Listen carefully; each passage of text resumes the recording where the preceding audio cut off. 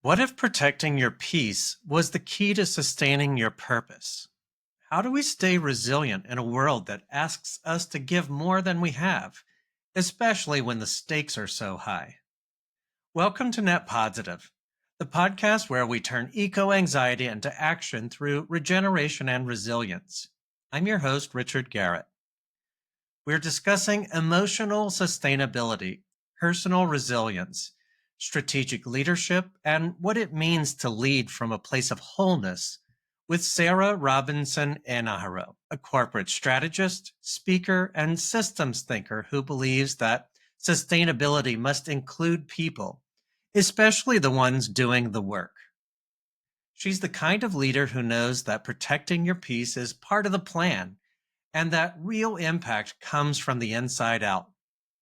From helping shape public and private sector initiatives to championing well being at scale, she's a regenerative leader who knows that personal is professional.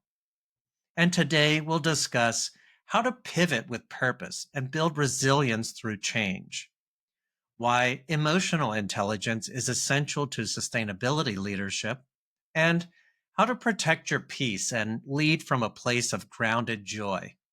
And on a personal note, Sarah helped water the early roots of Net Positive. Her ideas and insights helped shape the tone, the structure, and even how we talk about emotion and action in the face of climate overwhelm.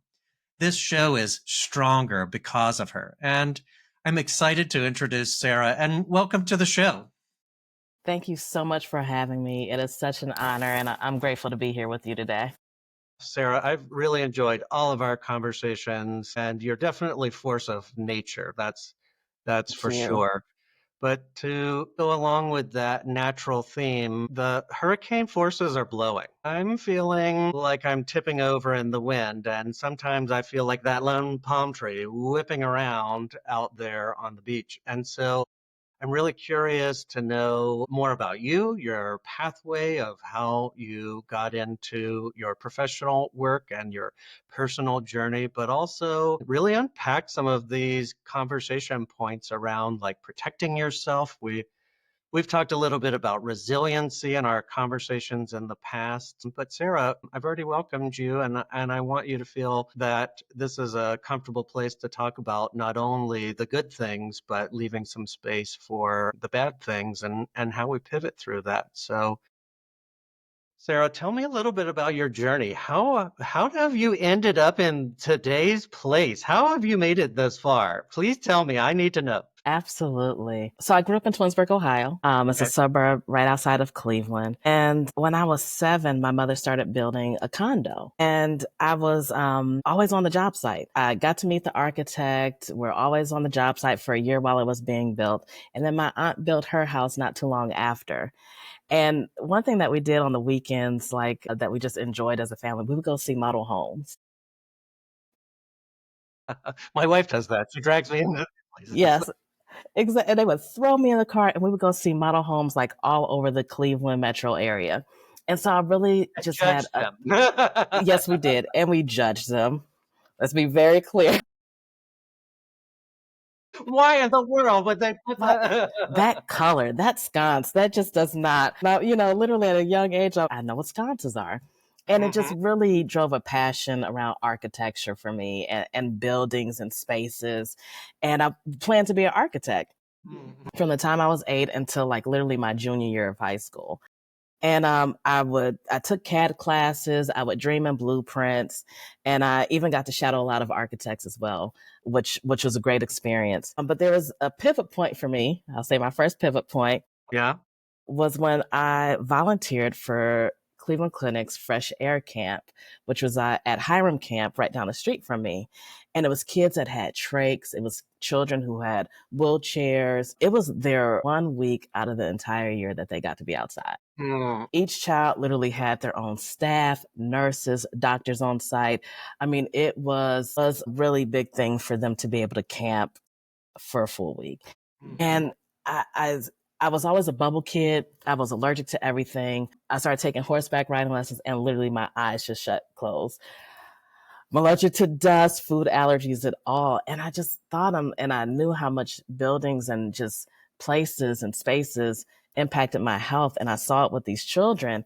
I said, I thought to myself, none of the architects that I've met, haven't really talked about the health and wellness of people in spaces. And so I ended up deciding my senior year of high school to study biomedical engineering instead. Well, that's a big pivot. It was a huge pivot. It was a huge pivot. And I wanted to, focus on the health and wellness of people. And that kind of set me on that journey. I knew I still wanted to connect it to buildings and architecture, and I did not know how I was going to get there.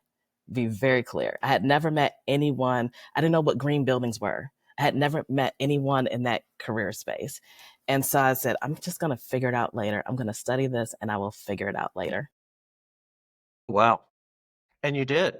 And I did. And And it I took you did. to Syracuse. I mentioned that in the Yes. opening there. Tell me a little bit about your experience there at university as Oh you my, learned and had yes. more tools at your resource. Yes, loved my experience at Syracuse, lasting friendships, Mm-hmm. extremely cold, which of course made us not commute back home on the weekends. So we were all there together, but really amazing experience. And I actually got to take a class, I think it was my junior year, kind of like an urban planning class that had a project and a community project where we got to like brainstorm of what like a solar project look like in the community.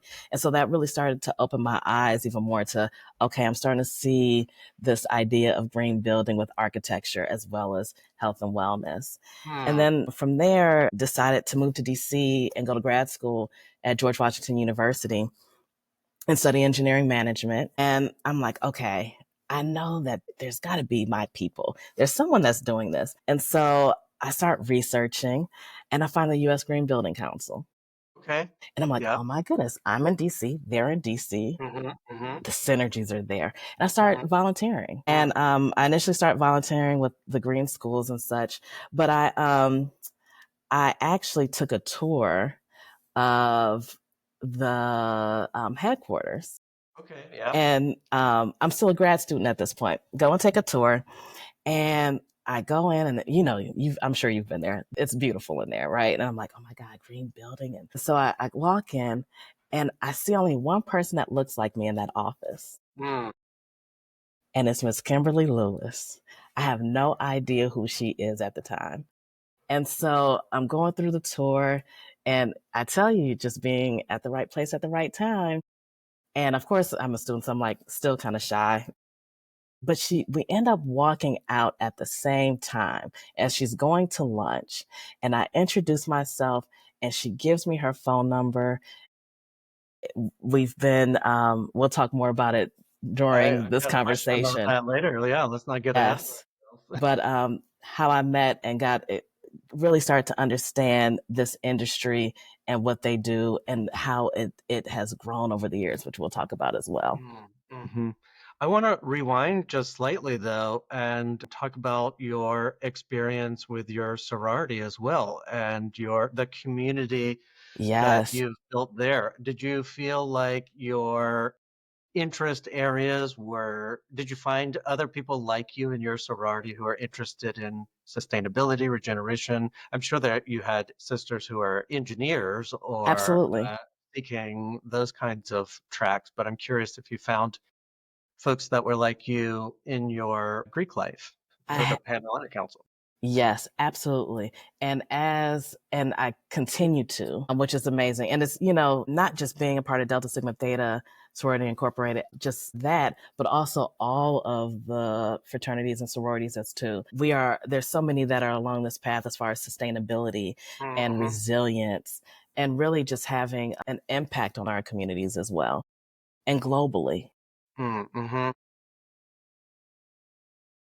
Let's I'm going to skip back into our conversation. So now you're walking out the door. You've exchanged some contacts and information. That took a Yes. little boldness there Oh, it was on. very bold. It Yeah. was. Yes. Tell me about the feeling afterwards as you made that connection and how has that kind of strung through your life? I was um I was elated.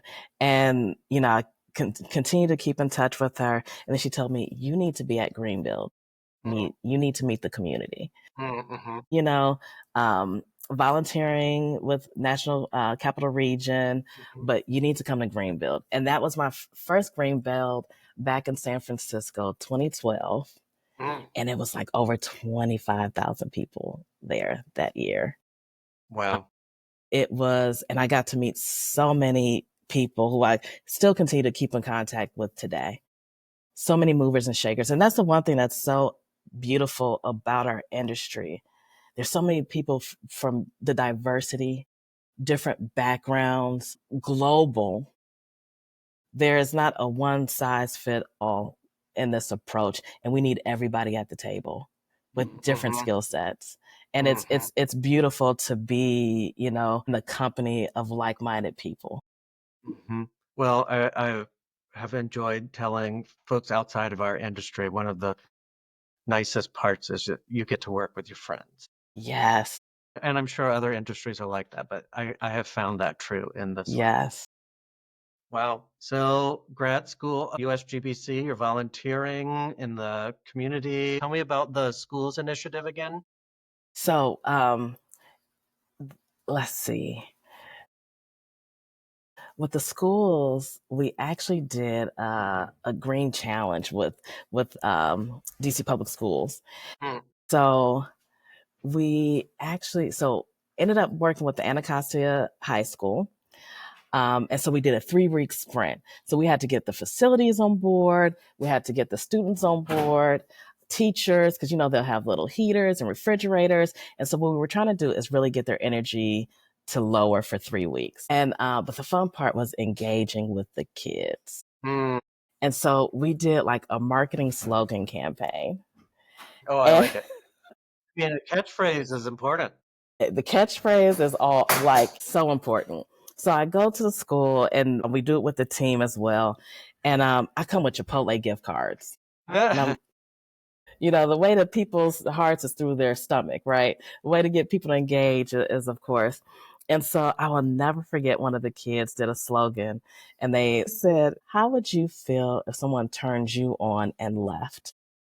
Mm. And Well, they had a there's light and they had a light bulb. you're And as an 19. adult, and I'm sitting there clutching my pearls, like, I can't believe this high schooler just like made the slogan. But damn, that's a good one. That is a good one.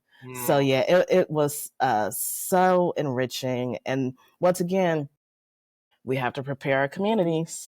Mm.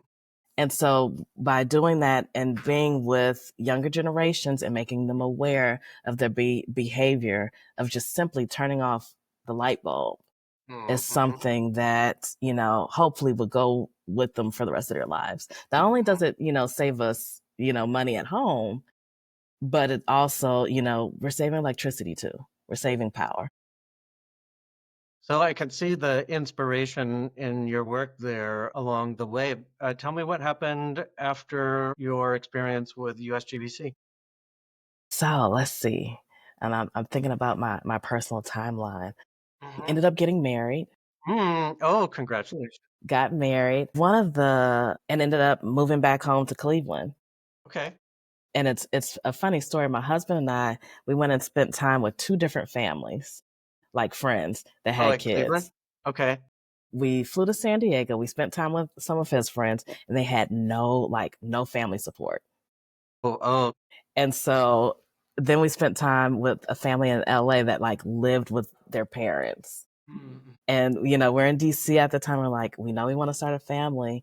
My husband's from Atlanta. I'm from Cleveland. My mother's a retired school teacher. So I was like, we got to be closer to family.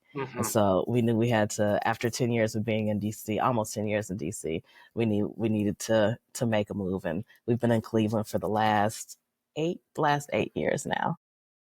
And I've met you along this journey, I think a little bit later down this path, but I think something that you've taught me as I've been doing, and even a little research here, is that you've been able to really affect communities at scale, whether it's your work or whether it's your local zip code. And I think that that's amazing. Tell me a little more about your journey working together with wellness and people, leaders and people. Absolutely. Where'd you go afterwards? after you moved back to Ohio? Wellness is just such a personal journey too. Mm, I wanted to, at the time I was working in construction and wanted to learn a little bit more about the manufacturing space. okay. And I wanted to build, like make things. And so Mhm, thankfully, a manufacturer sits right in my backyard, right here, not too far from my home.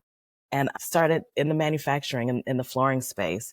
And now I've been there for the last 8 years and mhm, really focused on healthy materials, product certifications, which of course definitely aligns with my background and what I'm passionate about, and helping to create those healthy spaces. mhm.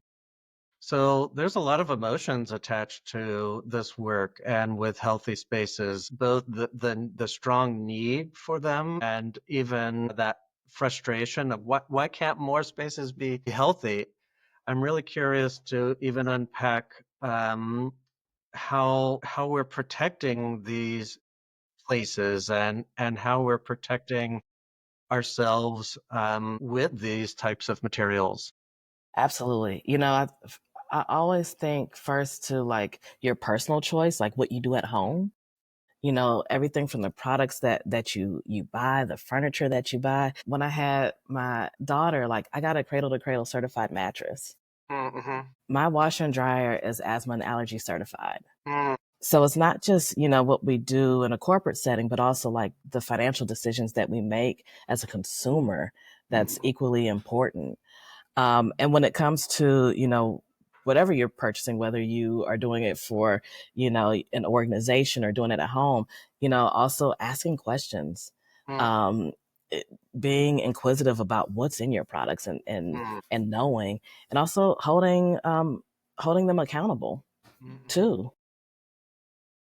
Well, and I think one of your key points here is protecting that peace. You want that Absolutely. peace and that comfort and knowing that your family is living in a safe environment, they're in a safe household, that you're doing everything that you can as a loving parent and family member to really upkeep that.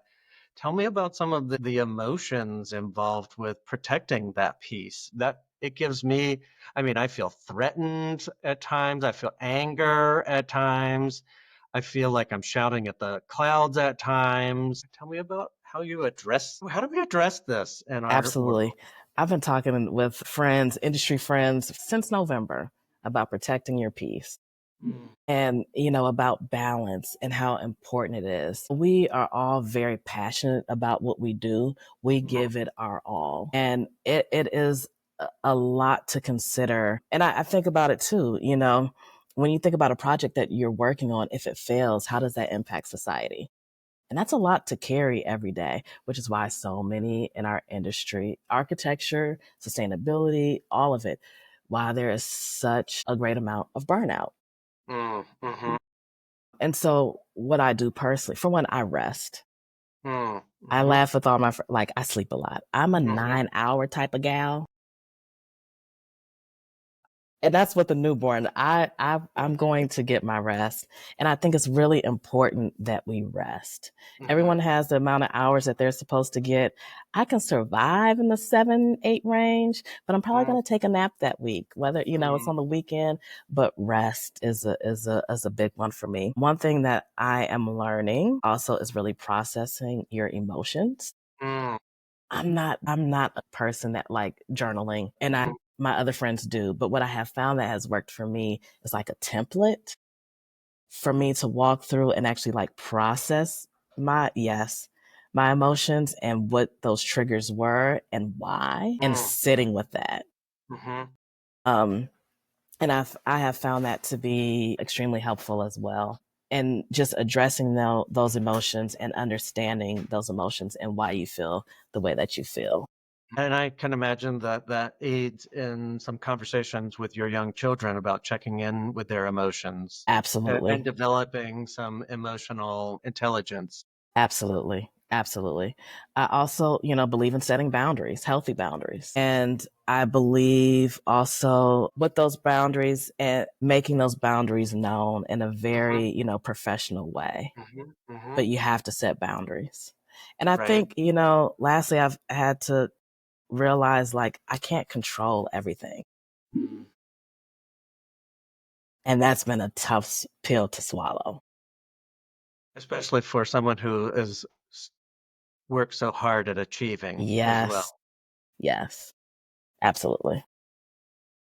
How does that you instill those skills into your children? You want them to succeed, you want them to work hard, you want to give them life lessons, you want them to be stand-up individuals, but Absolutely. it's tough. Absolutely. My daughter, she's super sweet. And Mhm. she's one that it's tougher for her to like stand up for herself. And we literally had the conversation this morning of someone picking on her at school. And, one bestie, she's rough and ready. She's Mm, like, right. you got to have those friends that are rough and ready. It's just like, no, we're not standing for that. And I'm so happy that she has that friend. And I said, that's true.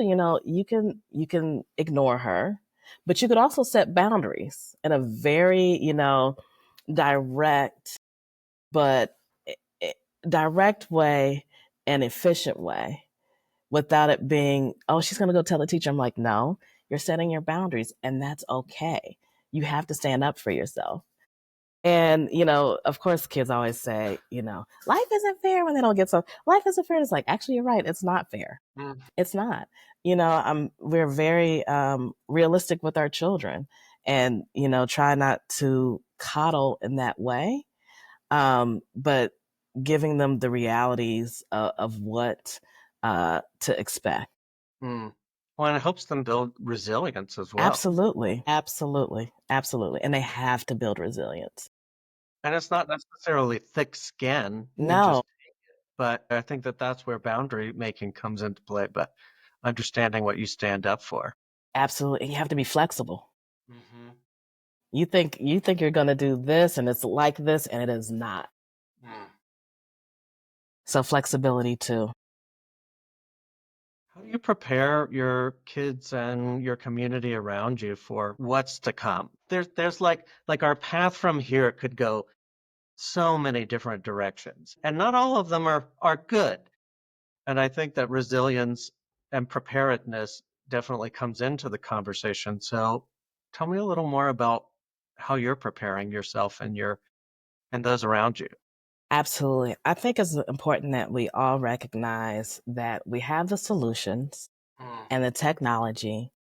And, we said it before, it's not a matter of what or how, it's when, mm, right? As far as like building resilience and regenerative strategies and such, mhm, we've seen the devastation over the years. We don't have to mm, do a mm, deep dive into it. mm, I mean, just think back on the last 4 months, the LA fires, mm, the hurricane through the Carolinas, like unprecedented. Like this is just not normal. I think we also need to be realistic about the 2030 and 2050 goals. mm, mm, We have a serious setback. And while they are very aspirational and we need to meet these goals, there's a very good chance that we won't. So how do we prepare our communities with the technologies, whether it's a DIY product or something on the market, which leads me to this. Richard, we had talked last time about air quality monitor. I'm just going I to was send just this. thinking about, I'm going to send this to you because you need it more than I do. you know that I love a good gadget like this. So I'm gonna get your address and I'm gonna drop it in the mail for you this week, so you can No, it's prepare not the episode. for you to prepare you and your family to prepare. Yes, for you all to prepare for the summer. So yes, prepare. That's a conversation my wife and I have been having is we live here in the Pacific Northwest and now we have to plan for fire season. That's a thing now. It is a thing. The smoke, the air quality is a real issue and it's getting hotter around here. So that's something that, as far as buildings and resilience and regenerative strategies, I know that we talk about some of these targets that we've set. We know that we've got a lot of work to do to get there. We do. We do. Ooh, I feel a little singed at the edges. Yes, and that's what's so great as far as how many people are going into green jobs. Mm, There's so many more people in the industry than a decade ago. And I know you can, attest to that too. There's enough to focus on both. And we have Mhm. to continue to focus on both. On the policy piece, the corporations and community, we have to focus on it. And there's enough people at the table to do that. But I realized as I was looking at it, our air quality isn't the best in Ohio. We've Mhm. shut down a lot of coal plants, but what ticks it off in the summer is everyone loving their manicured yards. And so Mhm. it's actually lawn care that makes our air quality go poor during the summertime. But I'm gonna ship this to you. And to that point, the sound quality, like I hear Yes, four-stroke engines and leaf blowers all throughout the. yes. Yes, that's one thing we have done. We've transitioned to all electric lawn care products. So we have a like zero turn mower, we have a blower as well as like a regular lawn. We're on an acre and a half. Mhm. So we've transitioned all to electric ones instead of gas. Now I'm thinking about, not to keep talking about your kids, but I would imagine that you can issue them some jobs now. You can give Absolutely. them the blower and let them go to town. They ride on the lawnmower with my husband. They're I picking would too. weeds. Yes. They're they're picking up sticks. Yes. And cleaning up the yard. Absolutely. Well, Absolutely.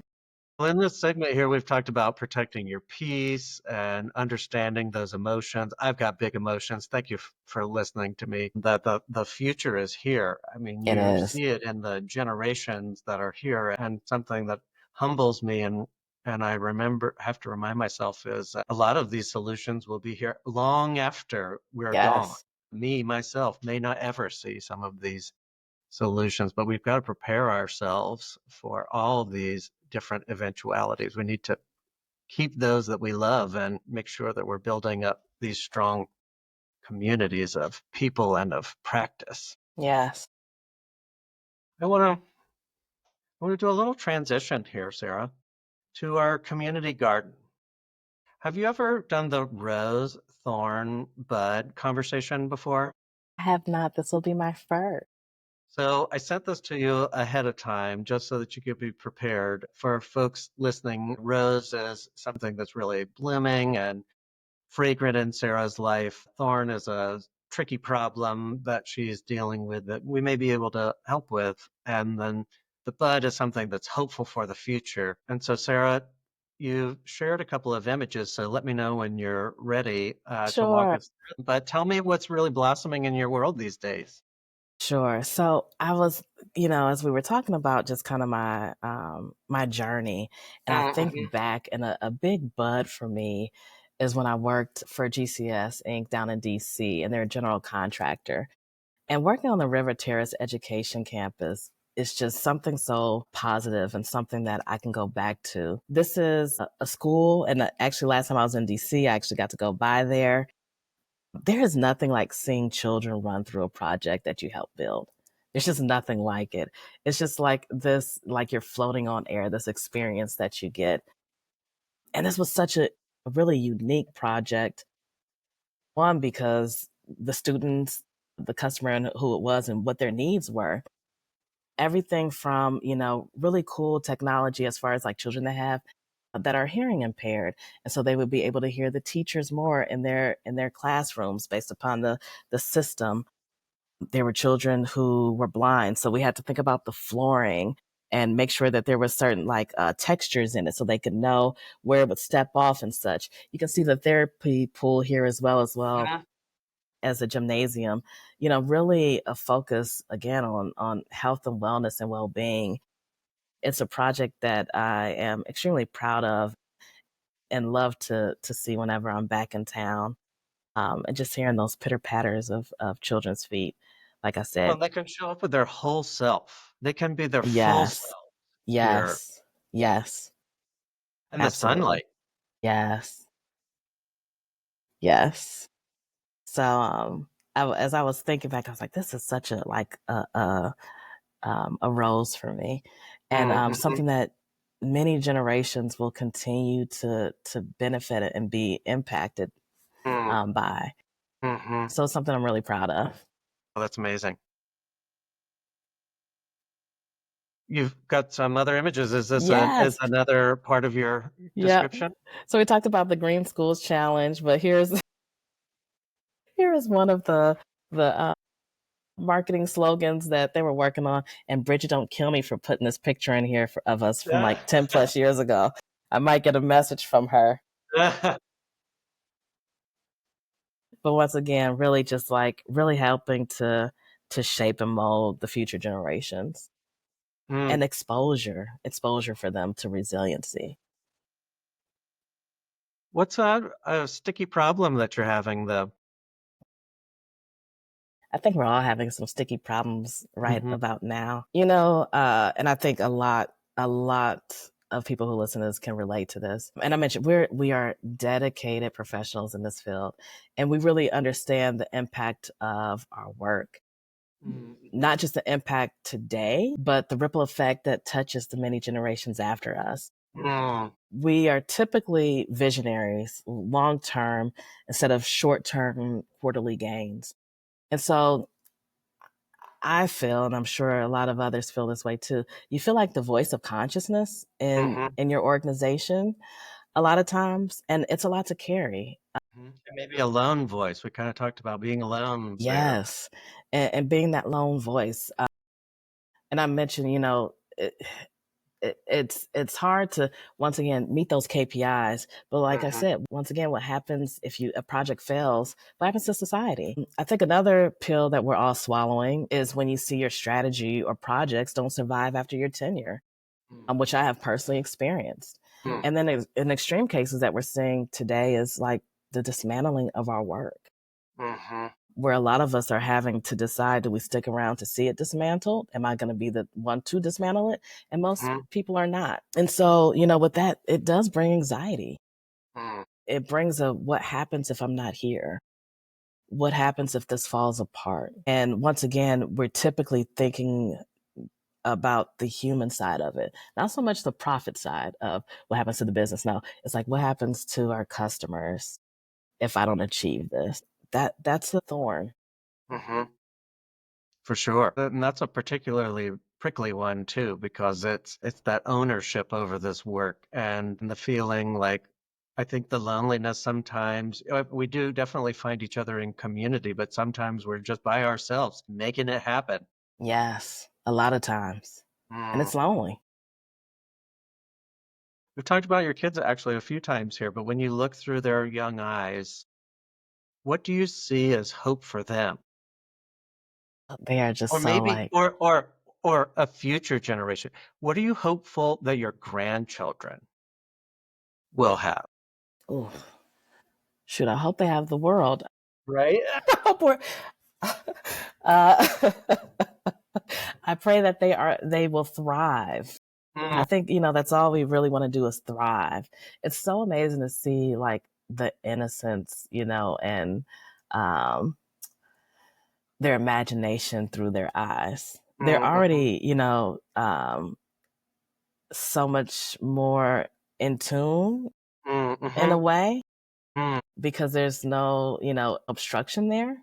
Mhm. But it's so funny to hear Adama talk about, the environment and like, litter and like, so I have an electric car. And so Mhm. she like loves to tell people, no, we plug in our car. Mm. Mhm. Yeah, mommy doesn't like we don't go get gas. We plug in our car. And it's amazing how they're impacted by the little things and you don't recognize it until you hear them just in normal conversation. And they're both very much love to be outdoors. Mm. We haven't done our garden as much over the last year or so, but like I literally have a picture of Adama too, like bending over a broccoli that's growing and just like taking a bite out of it. So, and then last summer we actually sent her to a farm camp for a week, Ooh, I'm and jealous.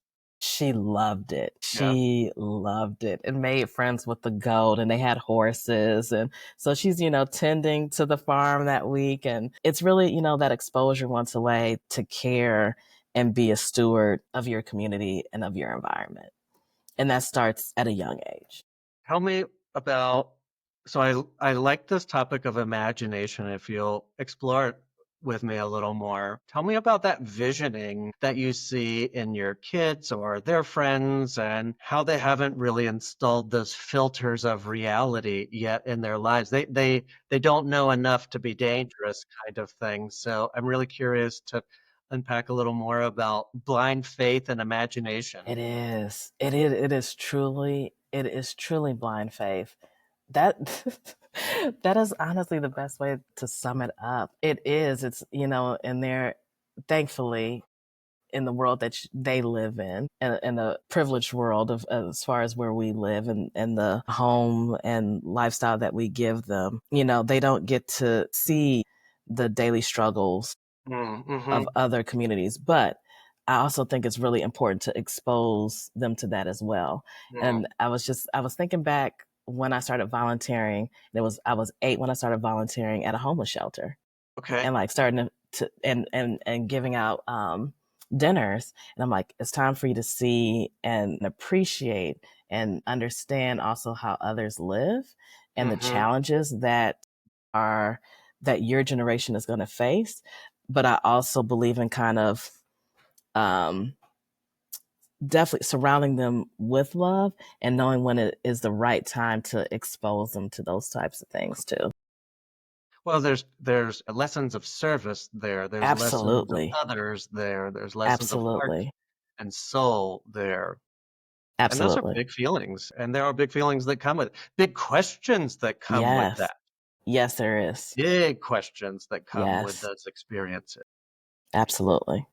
We're starting to get those questions. Mhm. It happens. Absolutely. I'm just sitting with that for a moment. Yes. I have a couple of more questions about gardeners and this gardening theme, but I want to know a little more about, well, farm camp, but also like that connection to the actual dirt, the ground, the Oh, earth, the sun, the water, the energy that flows through all these living things. Like, tell me about that experience when you're there having conversation, preparing. It takes time and patience. I am not patient. it does. I want a beautiful garden now. There it Weeding, like, there's so many questions now I have. there's How is it going? there's something just so like spiritual about putting your hands in dirt.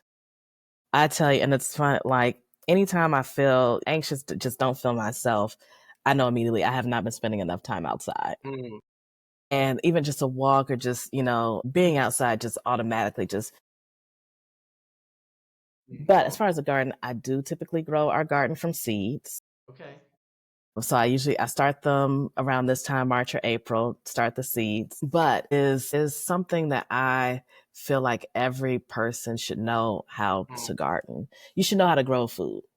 Even if you don't want to do it all the time you should at least just grow something once. mhm, And it's amazing how many I remember like my kids not knowing that things coming from seeds. And so to see that transition from a seed to a little sprout to, mm. a plant to harvest to cutting it back down and then over and over again, I think that is part of the human experience that we've been cutting out over the last generation or so. Mhm. And so many other questions like thinning. I don't want those little babies gone. I want all the little babies. Yeah. So, I don't want Yeah. or frustration with pests and Yes, dealing with that too. those. Cinnamon. I get cinnamon out there, some cayenne pepper to get the ants, and yes, And I mean, it literally is forces of nature. That was even it in the is. beginning of this. It's like life has this force to survive. Those seeds burst forth, and everything wants to eat Yes, the seeds. yes. There's a will to survive. Mm. That's the beautiful thing about nature. And one thing I'm always telling the kids too, there's no waste in nature.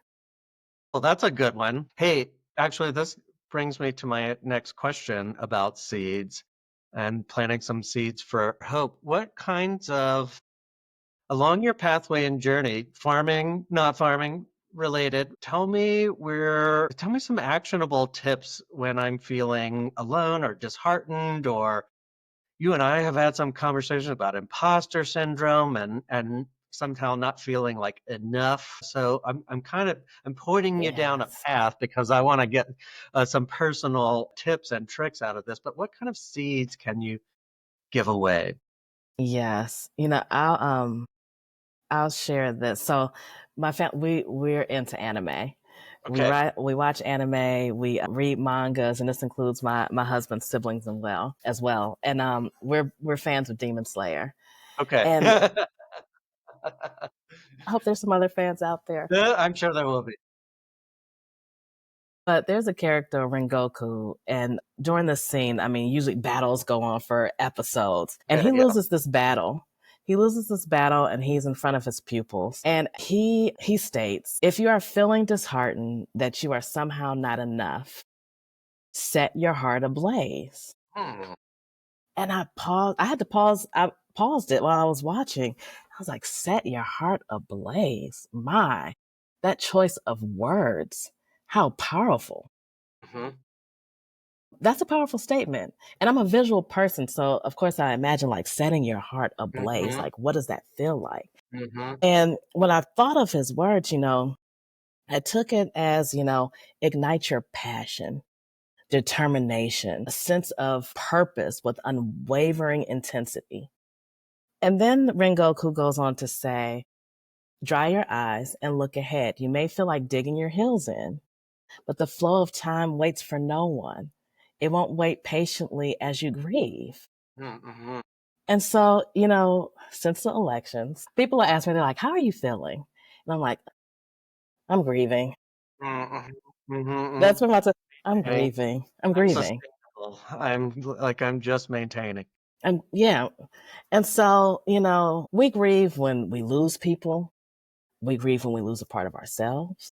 Hmm. It could be a project, it could be a job, but it is natural to want to stay in a moment of grief, to resist change. But life Hmm. doesn't pause. Hmm. And so we have to move forward. And so we have to focus on the future. And so my tidbits, once again, is trying to keep that balance, resting, doing whether you have hobbies, spending time with those that you love, doing the things that you love to help balance that, spending time in your community, spending time helping others, being of service to others, Hmm. spending time outside, just experiencing the things that give you joy. And once again, like I mentioned earlier, processing your emotions and your triggers. Hmm. Whatever, tool whether that's journaling, writing, just being able to express yourself, working out. Hmm. I've been doing wall Pilates for like the last 6 months and just making sure that I move my body regularly. It's not like I have to go run on the treadmill or do a marathon, but just moving. Hmm. Well, that's a good one. Um, I'm feeling a little hungry. What's one of your like favorite treats from the garden? Ooh. I love going to my garden and grabbing leafy greens for a salad. Okay. And like I can barely even eat a store-bought tomato. It's just not the same. You grow blueberries? We did put in blueberry trees this past fall, blueberry bushes, and then my husband put in some apple tree. And there's a fruit that's native to Ohio that we've never had, but pawpaws. And so we put That's in a native pawpaw trees. It North American is, native. yes. So we put that in last fall too. Okay. I'm interested to hear those how those pancakes turn out. Oh, and we're big pancake people. I just learned from another guest about sheet pan pancakes. Oh, You I'm mix it gonna. all up, you pour it in a sheet pan, you cook it off. I learned you could put parchment paper on the bottom. We'll I'm gonna come try back that to one this. out. This will Yes, be in our next episode.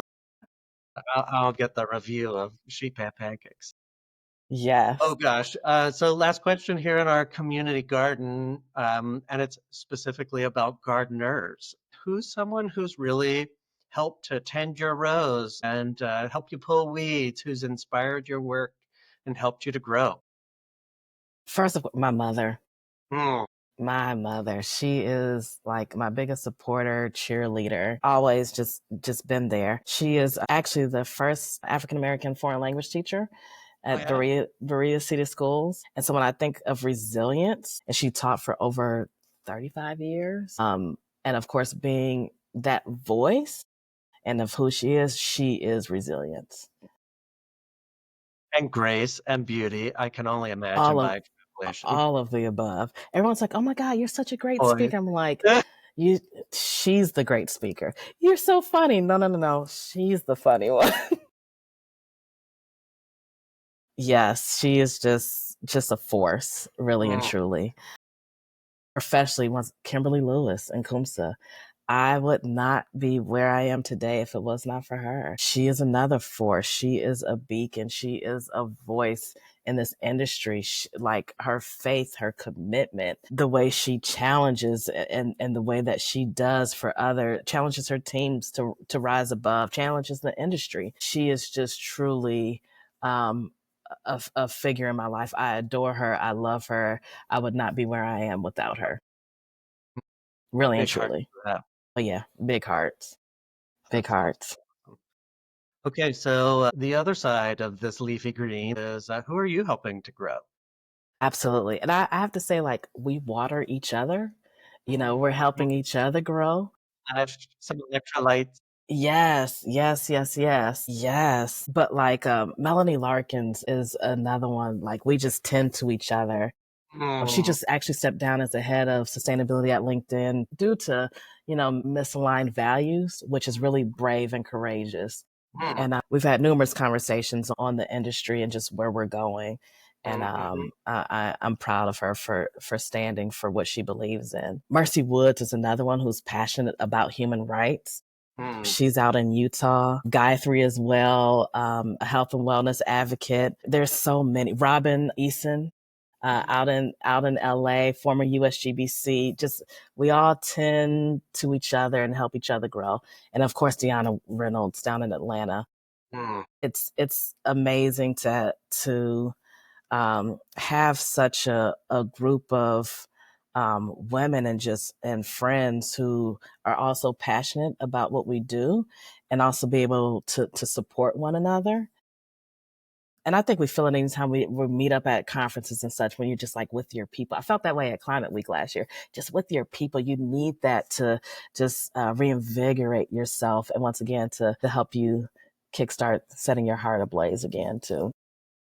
I can't get out of this gardening theme. And so now I was thinking as you were listing out these folks about just companion planting and how you just really help each other grow. You're providing nutrients there. I mean, three sisters right there in the name. Yes, So it's amazing to see how you can all help each other share yes, energy and share resilience and share information and share microbes of absolutely. little tidbits of your life. It's Absolutely. It's so really neat. important that the mentorship, the sponsorship, the allyship, it is absolutely like critical that we do that. And it's a two-way conversation. I think that Absolutely. that's something I learned early in my career is that mentorship is not one way. Not at all. Not at all. That's why I said we just tend to each other. And help each other grow. I think that that's really on theme for today's conversation is just resiliency, pivoting, staying, like tacking into the wind. We've kind of got a lot of mixed metaphors between sailing and gardening, but they Yes, all depend on the weather and the forces around us. We've talked about forces of nature.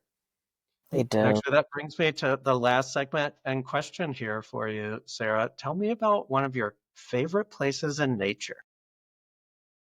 So I'm a water person. Mm. I mentioned I grew up, in Twinsburg. And so I spent, a lot of time like just playing in the woods by myself because I'm an only child. That was what I It's got. You kids go have fun. Don't get Yeah, hurt. Come back yeah, safe. exactly. That was the type of childhood I had. And so I enjoy being in the woods Mhm. and being in nature. But when I lived in DC, I lived right across from the Anacostia River. And so you can literally see it from my condo. And then now here in Ohio, we live in a lake community. And so I just feel very at peace being close to water. So it's like I like walk through lake community and then we're over like a natural springs. So Yep. you can Okay. hear A like the little bit of the water marsh trickling. in between. Yes. So you And can there's so much hear life in the marsh. it is. It is. It is. We have, oh my goodness. We have like, we haven't seen him in a couple of years. We have this giant snapping turtle. Like he was Wow. huge. Name it. Did your kids name him? What did I did have, I called him Ness, like Loch Ness. Okay. That's, Because you'd see this head pop yes, out you of would just see his head. So his name was Ness. He was Nessie for huge. short. Yes, but of course, lots of life near the water, and I love it, and it brings me peace. And I'll walk through the neighborhood, and you can hear like the water trickling as it goes from one lake to the next lake, Mhm, and so I just sit there and hear it as it moves. I love hearing moving water, mhm. and it just like really just calms and brings peace for me. So I love being near water, rivers, the ocean. If there's some water, I'm good. That's amazing. Wow.